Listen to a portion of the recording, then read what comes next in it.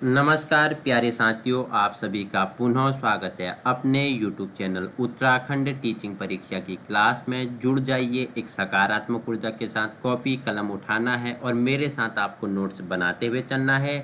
आगामी उत्तराखंड से संबंधित जितने भी आपका क्या आयोग परीक्षाएं संभावित करवाता है, आपकी आयोजित करवाता है, उन सभी की दृष्टि से हम क्या महत्वपूर्ण चर्चाएं परिचर्चाएं कर रहे हैं। हम चर्चा परिचर्चा कर रहे हैं उत्तराखंड प्रवक्ता संवर्ग लेक्चरार का जो आपका एग्जाम होने वाला है, उसमें हम सिलेबस बाय सिलेबस कर रहे हैं। आज हम उसमें जो हिंदी आपका लैंग्वेज भाषा है, जहाँ से आपके क्या क्वेश्चन बनने वाले हैं, तो उसका भाग पहला हम क्या करेंगे, कंप्लीट करेंगे। भाग पहला हम चर्चा परिचर्चा करेंगे कि भाषा किसे कहते हैं, इसकी उत्पत्ति, इसका संविधान का जो पृष्ठभूमि रहा, ठीक है, इसका जो ऐतिहासिक दृष्टिकोण रहा, और उससे संबंधित हम क्या अंतिम में क्या लगाएंगे, प्रश्नोत्तरी भी लगाने वाले हैं। देखो साथियों, उत्तराखंड आयोग आपसे जब परीक्षाएं करवाता है, वहां से 25 से 30 नंबर के आपके लिए हिंदी के क्वेश्चन पूछे जाते हैं।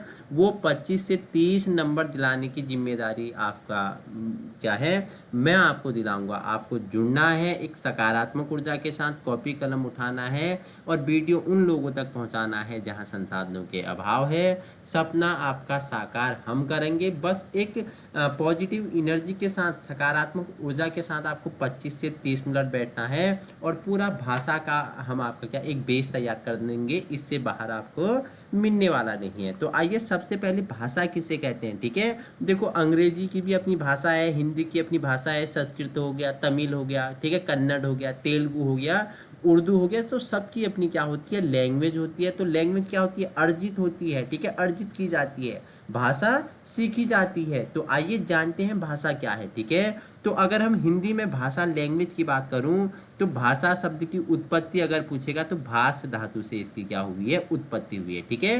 पहला क्वेश्चन, निम्नलिखित में से भाषा शब्द की उत्पत्ति किस धातु से हुई है। सर, किससे हुई है, भाष धातु से हुई है। किससे, भाष, याद रखना, किससे, भाष धातु से क्या भाषा शब्द की उत्पत्ति हुई है, जिसका अर्थ क्या होता है, विचार प्रकट करना होता है। मनुष्य अपने में क्या है, एक अद्वितीय प्राणी है। क्यों है, क्योंकि इसमें क्या है, कम्युनिकेशन, ठीक है, बोलने की क्षमता है, विचारों को व्यक्त करने की क्षमता है, ठीक है, एक दूसरे को सामने क्या अपने विचारों को अभिव्यक्त कर सकता है। तो अपने विचार प्रकट करना, ठीक है, कम्युनिकेशन करना, ये सब क्या है, ये भाषा के अंतर्गत आता है। भाष धातु से जिसकी क्या उत्पत्ति हुई है।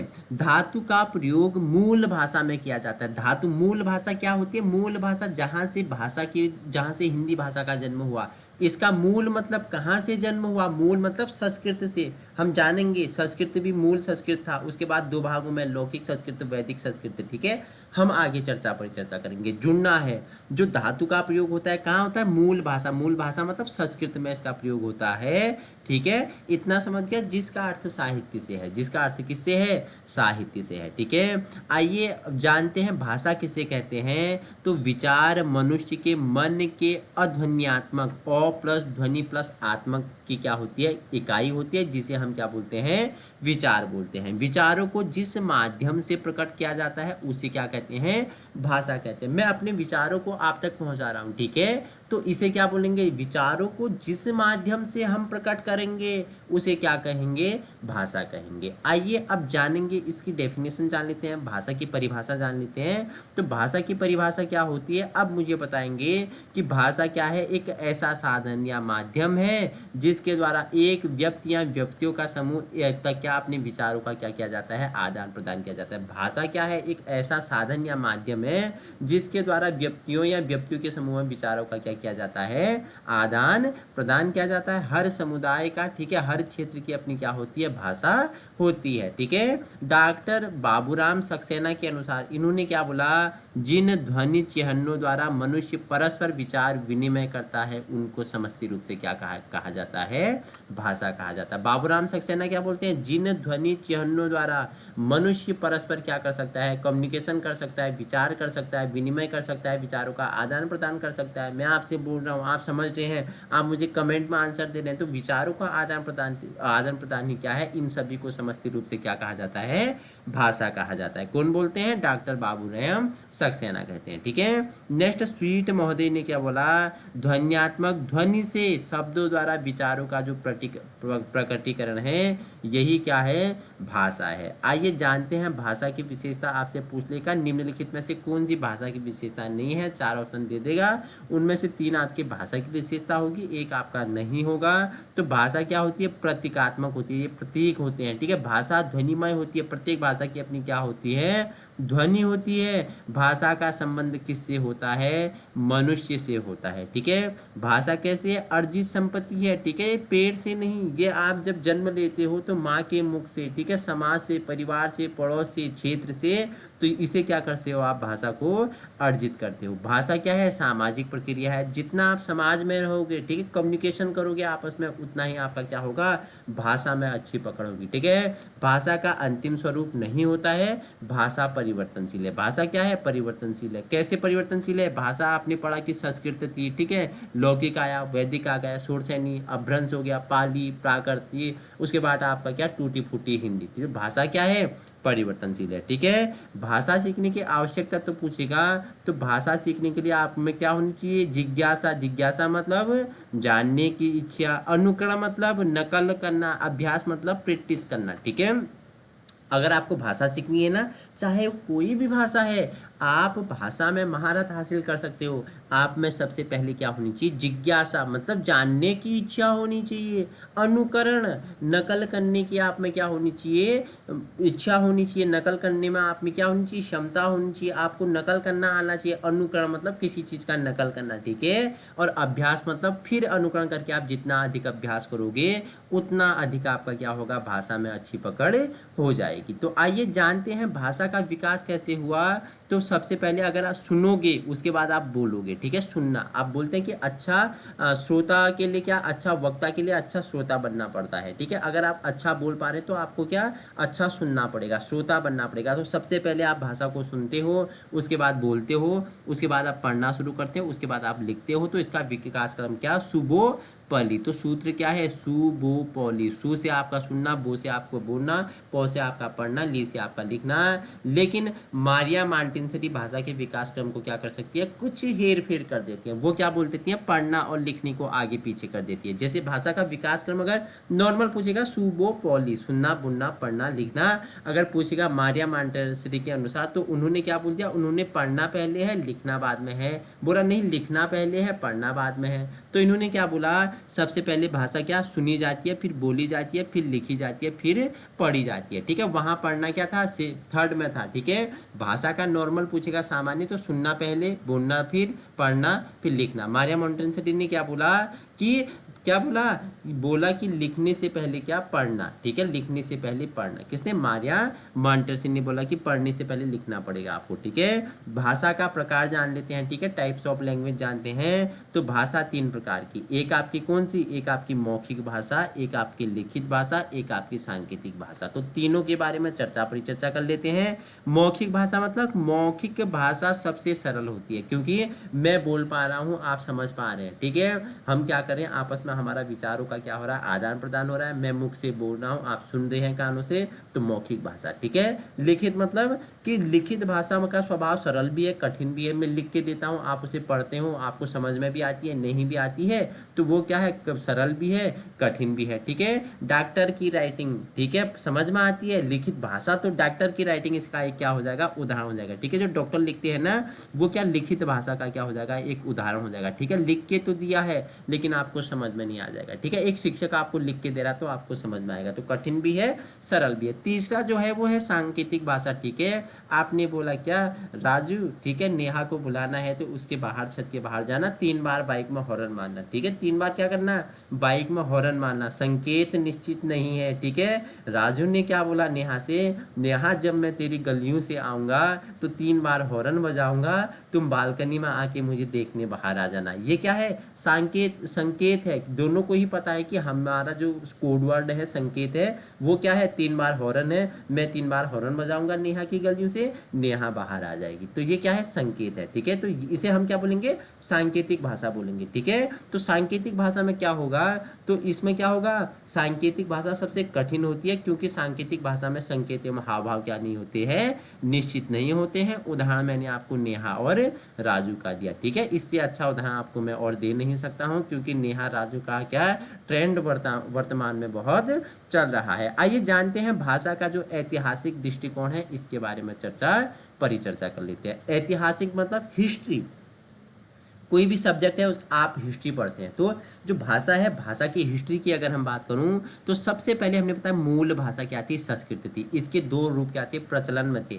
एक था आपका वैदिक संस्कृत, एक था आपका लौकिक संस्कृत। वैदिक संस्कृत में भाषा इसकी कठिन थी। क्या थी? इसकी भाषा कठिन थी, जिसमें वेद, कितने वेद हैं? 4 वेद हैं। तो भाषा किसमें? वैदिक में भाषा कठिन थी। वेद लिखे गए। पुराण कितने हैं? 18 पुराण हैं। ठीक है, वेद कितने हैं? 4 हैं। ठीक है, और इनके वेदांग कितने हैं? 4 हैं। बताओ। ठीक है, उपनिषद कितने हैं? आपने बताया 108 उपनिषद है। तो ये किस में लिखे गए? ये वैदिक संस्कृत में लिखे गए, जिनकी भाषा क्या थी? संस्कृत थी। उसके बाद क्या? लौकिक संस्कृत आता है, लौकिक भाषा आता है। इसकी भाषा सरल थी, जिसमें रामायण। ठीक है, राम कौन मानते हैं? वाल्मीकि मानते हैं। ठीक है, महाभारत के रचयिता वेद व्यास, रामायण के वाल्मीकि। तो लौकिक में रामायण और महाभारत की क्या हुई? रचना हुई। और वैदिक में पूछेगा निम्नलिखित में से किस उपन्यास वेद का क्या हुआ? वैदिक संस्कृत में निर्माण हुआ पूछेगा। लौकिक संस्कृत में निर्माण हुआ पूछेगा, तो आप बता देंगे लौकिक में रामायण और महाभारत, और आपका पूछेगा किस में? वैदिक में वेद पुराण और उपनिषद। तो आइए, हमने बताया प्रारंभ में भाषा 2 रूपों में प्रचलित थी। ठीक है, सबसे पहले भाषा 2 रूपों में प्रचलित थी। एक आपका वैदिक संस्कृत, पहला आपका वैदिक संस्कृत हमने बताया, दूसरा आपका क्या? लौकिक संस्कृत है। तो लौकिक उस समय की आम बोलचाल की भाषा थी, जिसमें धीरे धीरे परिवर्तन हुआ और उसके बाद पाली भाषा सामने आई। उस समय बौद्ध धर्म प्रचलन था। ठीक है, जिस समय पाली भाषा, बौद्ध धर्म के समय कौन सी भाषा थी? पाली भाषा थी। ठीक है, बौद्ध में त्रिपिटक लिखे गए, अधिधम्म पिटक, ठीक है, विनय पिटक, सुत्त पिटक। ठीक है, संग्रह किसने किया? अधिधम्म का उपाली ने किया। क्या है? बुद्ध के नियम है। विनय पिटक किसने क्या किया? इसमें संग्रह किया? आनंद ने किया। बुद्ध के क्या है? बुद्ध के उपदेश है। सुत्त पिटक, मोगलीपुति ने इसका संग्रह किया। बौद्ध दर्शन के बारे में इसका चर्चा परिचर्चा है। हिंदी को हमने हिस्ट्री से कनेक्ट किया। आया आपको मजा? तो ऐसे हम आपका क्या करेंगे? ज्ञान में बढ़ोतरी करेंगे। तो हमने क्या बोला कि भाषा में धीरे धीरे परिवर्तन हुआ। ठीक है, वैदिक संस्कृत, लौकिक संस्कृत, फिर आपका पाली आता है। तो हमने बोला कि भाषा परिवर्तनशील है, अर्जित है। ठीक है, तो बौद्ध धर्म के समय पाली भाषा थी। ठीक है, क्या थी? पाली भाषा थी, जिसमें त्रिपिटक लिखे गए, अधिधम्म, विनय और सुत्त किसके द्वारा लिखा गया? बता दिया किसमें किसके बारे में है। ठीक है, फिर भाषा में परिवर्तन हुआ। पाली भाषा के बाद सामने क्या आती है? प्राकृतिक आती है। प्राकृतिक, ठीक है, उस समय क्या था? जैन धर्म प्रचलन में था। ठीक है, उसके बाद शब्दों का रूप बिगड़ने लगा, जिसके पश्चात अपभ्रंश भाषा सामने आई, फिर शौरसेनी भाषा आई, तत्पश्चात जो आज हमारे सामने हिंदी का उद्भव है, टूटी फूटी बिगड़ी हिंदी का उदय हुआ। ठीक है, ये हमने समझाया। आप इसका 1 मिनट, ये आपका विकास क्रम है। ठीक है, आप इसका स्क्रीनशॉट ले सकते हो, नहीं तो पीडीएफ हम आपको क्या यूके टीचिंग परीक्षा के टेलीग्राम में क्या करते हैं? अवेलेबल करवा ही देते हैं। ठीक है, सबसे पहले क्या थी? संस्कृत थी मूल भाषा। ठीक है, वो 2 रूपों में प्रचलित थी। एक आपका वैदिक संस्कृत, जिसमें वेद पुराण उपनिषद लिखे गए। एक आपका लौकिक संस्कृत, जिसमें आपका रामायण और महाभारत लिखा गया। पाली भाषा बौद्ध धर्म क्या था? बौद्ध धर्म, पाली भाषा जब चल रही थी तब बौद्ध धर्म प्रचलन में था, और प्राकृतिक भाषा के समय जैन धर्म प्रचलन में था। ठीक है, फिर शौरसेनी अपभ्रंश आया, उसके बाद हिंदी आज आया है। ठीक है, अब जानते हैं हिंदी का क्या है? भौगोलिक दृष्टिकोण की अगर हम बात करें, तो 22 भाषाओं को क्या है? मान्यता प्राप्त है। 22 भाषाओं को मान्यता प्राप्त है। ठीक है, हिंदी को क्या? मध्य देशीय भाषा के रूप में माना जाता है। यह राजस्थान, झारखंड, मध्य प्रदेश, उत्तर प्रदेश, हिमाचल प्रदेश, छत्तीसगढ़, दिल्ली, अंडमान निकोबार, बिहार, उत्तराखंड की भाषा मानी जाती है। ठीक है, जो हिंदी है देसी भाषा के रूप में से स्वीकार किया गया है। कहाँ कहाँ इसका क्या है वो हमने आपको बता दिया है। आइए अब जानते हैं हम किसके बारे में?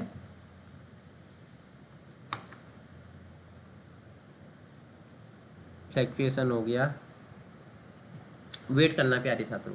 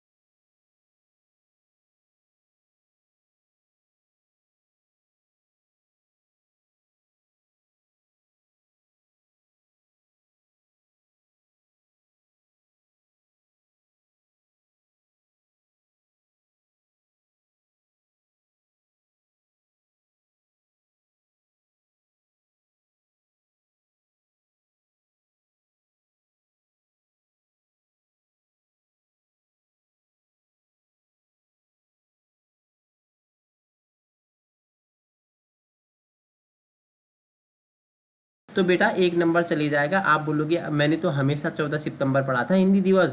विश्व पूछेगा 10 जनवरी, अगर पूछेगा सामान्य हिंदी दिवस ये आपका 14 सितंबर। ठीक है, समझ गए।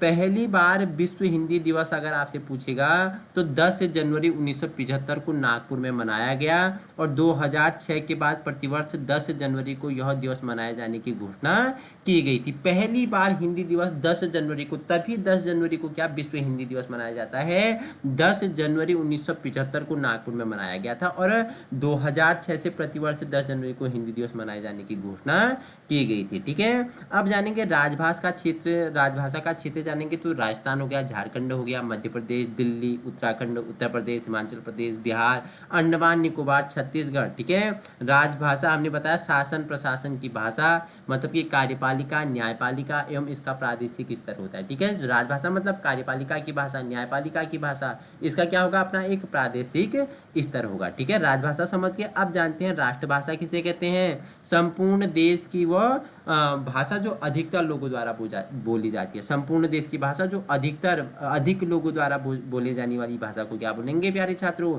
राष्ट्रभाषा कहलाती है। राजभाषा मतलब कि राजकाज की भाषा, कार्यपालिका, न्यायपालिका। राष्ट्रभाषा मतलब संपूर्ण देश के निवासियों द्वारा बोली जाने वाली भाषा है, अधिकतर लोगों द्वारा बोली जाने वाली भाषा। ठीक है, मानक भाषा पूछेगा तो मानक भाषा समाचार पत्रों विभिन्न पत्रिकाओं में प्रयुक्त की जाने वाली भाषा है। यह विद्वान समाज द्वारा प्रयोग में लिया जाता है। ठीक है, कठिन है थोड़ा, क्या है कठिन है, समाचार पत्रों की भाषा पूछेगा, मानक भाषा है। मातृभाषा क्या होती है, माँ के मुख से सीखे जाने वाली, माता के मुख से सीखी जाती है। इसका विकास परिवार व समाज में होता है। ठीक है, आपने जन्म लिया तो आप जन्म लेते ही जो अपनी मम्मी से सीखते हो, माता से सीखी जाती है, वह क्या है, मातृभाषा है। तो एक्टिविटी करेंगे, राजभाषा किसे बोलते हैं, राजकाज का भाषा। ठीक है, जो राजकीय प्रादेशिक स्तर है जिसका कार्यपालिका, न्यायपालिका। राष्ट्रभाषा मतलब देश के अधिकतर लोगों द्वारा बोले जाने वाली भाषा को क्या बोलते हैं, राष्ट्रभाषा बोलते हैं। मानक भाषा समाचार पत्रों की भाषा जो विद्वान समाज द्वारा बोली जाती है। ठीक है, विश्व की कुछ भाषाएं हैं उनकी लिपियां हैं। ठीक है, आइए हिंदी, संस्कृत, मराठी, नेपाली, बोडो, इनकी कौन सी लिपि है, इनकी देवनागरी लिपि है। देवनागरी इनमें क्या जो भाषा में देवनागरी लिपि का प्रयोग किया जाता है। ठीक है, अंग्रेजी, French, German, Spanish, Italian, Polish और मीजो पूछेगा तो इनका क्या है, इनकी जो लिपि है वो रोमन लिपि है। पंजाबी की लिपि पूछेगा गुरुमुखी। ठीक है, उर्दू, अरबी, फारसी का फारसी क्या है, लिपियां हैं। रूसी, बुल्गेरियन, चेक और रोमानिया का रूसी है। बंगला का बंगला है। उड़िया का उड़िया है।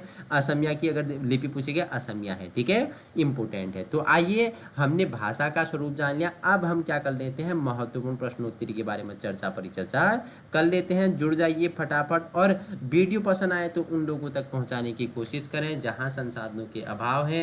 सपना आपका साकार हम करेंगे। जुड़ना है आपको एक पॉजिटिव एनर्जी के साथ और आज ही अपने सपनों को क्या करना है, साकार करना है। जिसने पहले से वीडियो देखी है, अब हम परिचर्चा कर लेते हैं उससे संबंधित महत्वपूर्ण प्रश्नोत्तरी के बारे में।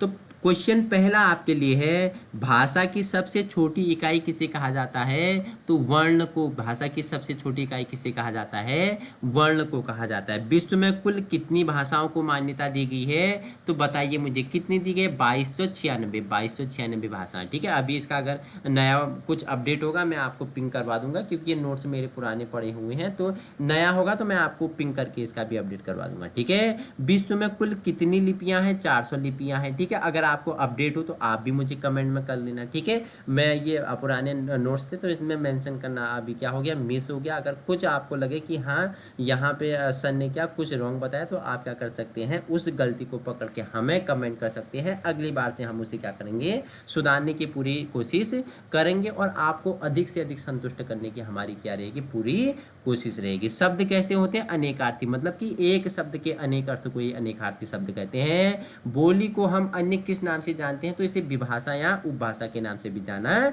जाता है। ठीक है, भाषा कैसी मानी गई है, तो परिवर्तनशील मानी गई है, हमने बताया है। भारत में कुल कितनी बोलियां बोली जाती है, तो 544, ये पुराना अपडेट है। ठीक है, बुंदेलखंड की बोली कौन सी है, तो बुंदेली है। ठीक है, हिंदी भाषा की जननी किसे कहा जाता है, तो संस्कृत को कहा जाता है। संस्कृत लौकिक हो गया, वैदिक हो गया। ठीक है, पाली, प्राकृतिक, अपभ्रंश, सोर्सैनी, हिंदी। ठीक है, तो बोली का क्षेत्र भाषा की अपेक्षा कैसा होता है, सीमित होता है। ठीक है, बोली कि जो बोली का जो क्षेत्र है वो भाषा की अपेक्षा कैसा होता है, सीमित होता है। भाषा की मूलभूत इकाई किसे माना जाता है, ध्वनि चिह्न को माना जाता है। हिंदी की उपभाषाओं की संख्या कितनी है, 5 है। ठीक है, देवनागरी लिपि का विकास किस लिपि से माना जाता है, तो जो देवनागरी लिपि का विकास हुआ ये ब्राह्मी लिपि से हुआ है, ब्राह्मी। ठीक है, किससे, ब्राह्मी से माना जाता है। ठीक है, नेक्स्ट क्वेश्चन है, आधुनिक युग में हिंदी भाषा का प्रयोग लगभग कितने लोग कर रहे हैं, तो 60 करोड़ लोग कर रहे हैं। ठीक है, हिंदी दिवस किस तिथि को मनाया जाता है, 14 सितंबर अगर पूछेगा। विश्व हिंदी दिवस पूछेगा 10 जनवरी, अगर हिंदी दिवस पूछेगा 14 सितंबर। भारत में कितने राज्यों की राजभाषा हिंदी है, तो 10 है। हिंदी के वर्ण माने जाते हैं अ से अह तक माने जाते हैं, हम पीछे इनके बारे में परिचर्चा करेंगे। वर्णों के बारे में, शब्दों के बारे में, स्वर व्यंजन, ठीक है, अल्पप्राण, महाप्राण, सघोष, घोष हो गया। ठीक है, उसके बाद हम क्या, काल हो गया, लिंग हो गया, संधि हो गए, ठीक है, समास हो गए, तत्सम, तद्भव, प्रत्यय, विलोम, पर्यायवाची, इन शब्दों के बारे में हम परिचर्चा करने वाले हैं। ठीक है, नंबर 1 नंबर बनेगा यहाँ से, आपके 2 नंबर बनेंगे, यहाँ से 2 से 3 नंबर आपके बनेंगे, आप लिख के ले लो।